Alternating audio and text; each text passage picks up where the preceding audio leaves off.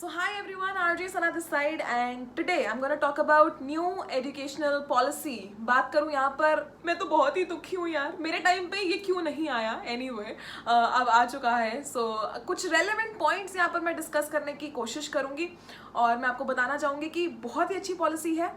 देखा जाए तो I am a commerce student और मैंने उस टाइम पर अकाउंट्स और मैथ्स रखी थी. मेरे पास ऑप्शन होती तो I would have taken other many subjects along with my commerce background, but आजकल के बच्चों के पास अब ये ऑप्शन अवेलेबल होगी. So beginning with the fact कि 26 सितंबर 1985 में बना था ministry of human resource and it took approximately 34 years, जिसके बाद एजुकेशन मिनिस्ट्री फॉर्म हुई.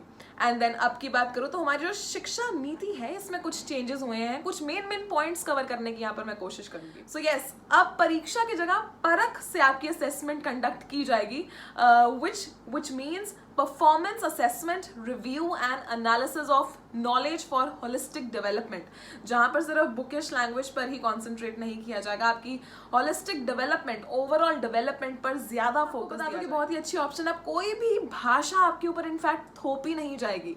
जब तक आप 5th स्टैंडर्ड में होंगे आप अपनी रीजनल लैंग्वेज में ही पढ़ाई कर सकते हैं. साथ ही साथ 3 लैंग्वेजेस की आपके पास ऑप्शन रहेगी, जिसमें से जो 2 लैंग्वेजेस होंगी, जो आपको 2 लैंग्वेजेस पढ़नी होंगी, वो आपके इंडिया की ही नेटिव कोई भी 2 लैंग्वेजेस हो सकती है, 3rd कोई भी हो सकती है.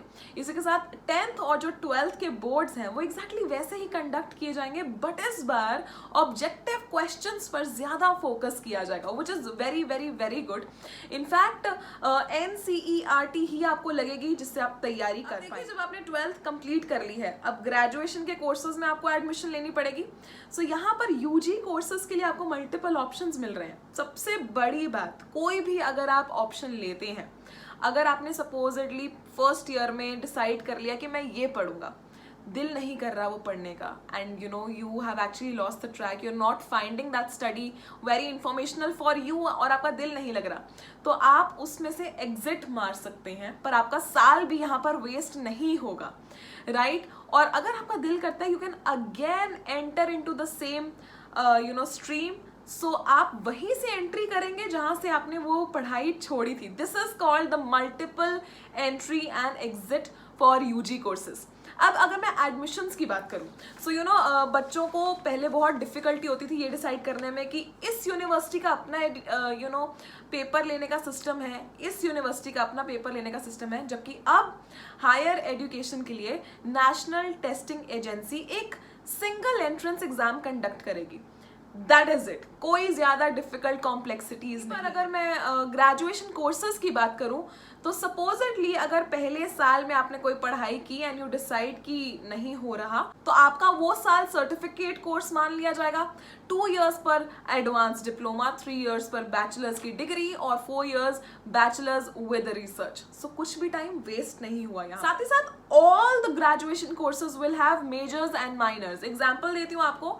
सपोजिटली आप फिजिक्स की पढ़ाई कर रहे हैं और फिजिक्स के साथ साथ दिल तो आपका म्यूजिक में भी है. So you will be choosing physics as your major subject and music as your minor subject. आप कोई भी दुनिया जहान का कॉम्बिनेशन यहाँ पर ले सकते हैं as a major and a minor. Another best point right here is that all university government, private, open, deemed, vocational, ये सब के सब सेम ग्रेडिंग सिस्टम से काम करने वाले हैं, इनके सेम रूल्स रहने वाले हैं. बच्चों के दिमाग में ये क्वेश्चन आ रहा है कि स्टूडेंट्स की इवैल्यूएशन कैसे होगी.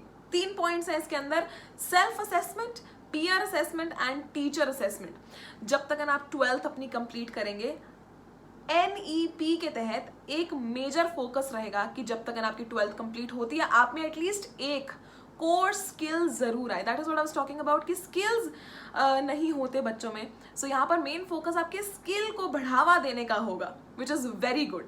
आपको पता है कि बाहर की कंट्रीज में स्किल्स पर ज्यादा फोकस दिया जाता है.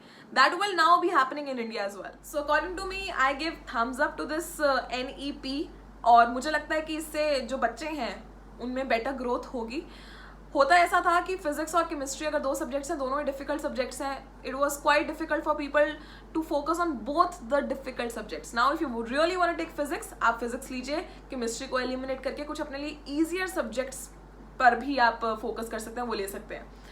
सो यस, इसी के साथ I hope you really like the video. बहुत ही कुछ थोड़े से पॉइंट्स मैंने कवर करने की कोशिश की. सो या, you can also follow me on Facebook, Instagram, my RJ Sana. Bye bye.